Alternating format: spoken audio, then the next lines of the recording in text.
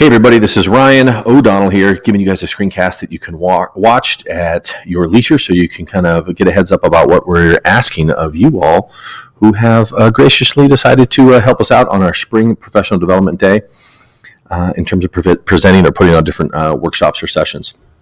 So you should have already received an email from us, and part of that email you will have been given the right to create a document. A document that you can add on to. And what we have done is we've already created a template Google Slides document here, and this one is titled Spring PD Template. Yours should probably already have a name associated with it. And what we want to be able to do is be able to have one standard look to all of the different Google Slide templates, Google Slide presentations that everybody's doing, so that users, people who are at the sessions, can be able to have a general idea of what to expect. So feel free to add to as much as you want in here, but we just want to be able to give a basic guide. And so looking here on your first slide, you're going to put in your session title if it's not already there. Put in your basic information and the description of your session. For many of you, I think this has already been done. And like here on the bottom, if you'd leave that, we're going to be able to post all of these on the RUSD Hub, so that anybody who went to your session or somebody who maybe didn't have the opportunity to go to your session can be able to go and look at your resources. So the main point of this is that we want to be able to give three areas of focus when you are starting to think about planning your session. And those three things are the slides that have the green background over here. And so in terms of any presenting, these are the three big things that I think that we would love for you to be able to focus on. First off, you should come out and say who you are and what your topic is all about. Now, you can leave this on here if you want. I will be doing it for mine. I want to be able to have this come up, and I want to say, hey, everybody, who am I? What am I doing? And what is this particular topic that I'm going to be discussing? Okay. Because I think it's important for the people in the audience to connect with you and understand what the point of this thing is. Okay, the following slides is a little more information about you. You can add a photo of yourself or spend some time talking about your connection with it.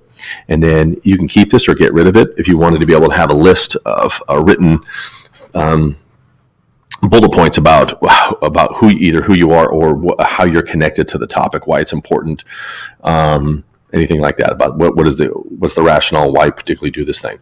So the first one is introducing yourself and the topic. The second thing, I think it's hugely important, I think you should spend the meat on this, is this one here. It's how you have used or implemented this topic, or you've seen it in action, kind of a thing. This is the piece where we want you to really kind of talk about what it is. Is it a strategy? Is it a tool? Is it an idea? Or whatever. And so on the next slide, you can see this is where we really want you to demonstrate and share. Talk about your stories, your experiences. If possible, preferably, we'd like you to be able to walk the attendees through the steps by demonstrating kind of what this is all about. This would be a nice time where if you had screenshots or possibly photos that you can drop in, and they don't necessarily have to be yours. If you haven't taken photos of doing something in your course, you may want to be able to see and find something else. These aren't necessary. They do help users be able to visualize and see what the session is all about. And you can also, I like the part 2 here on the end about it. You can be able to, is there any feedback, what you heard from kids or you heard from parents about this particular thing. And then the last one is as everybody listens to somebody in a session, what they're really doing, they're nodding and they're saying, oh, okay, that's interesting how you did it in your biology class or your ELA class.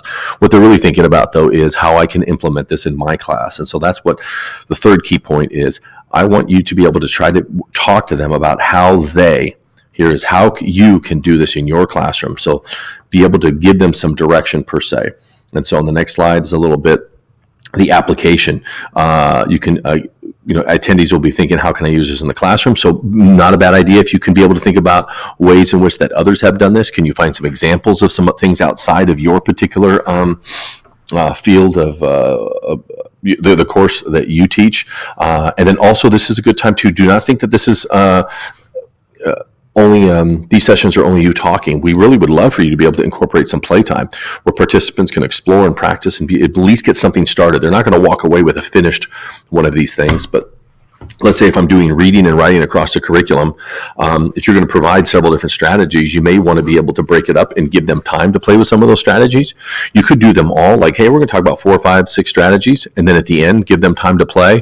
Or you may want to be able to do strategy 1 and then give them a few minutes to play. Strategy 2, give them another few minutes to play. but definitely give them opportunities where they can get in and either play and make something, or also maybe turn to a neighbor or get into small groups and have conversations with each other. So please do not think that you need to be able to be talking and presenting the entire time. We don't necessarily want these to be presentations, more like workshops, kind of trainings, and have people kind of bring up questions and that kind of stuff. And also, we're going to pass this on to everybody who has attended. We all realize that you guys are not necessarily the experts in the room. We have just tasked you as people who could be able to help lead these sessions and really kind of guide conversations more than anything else.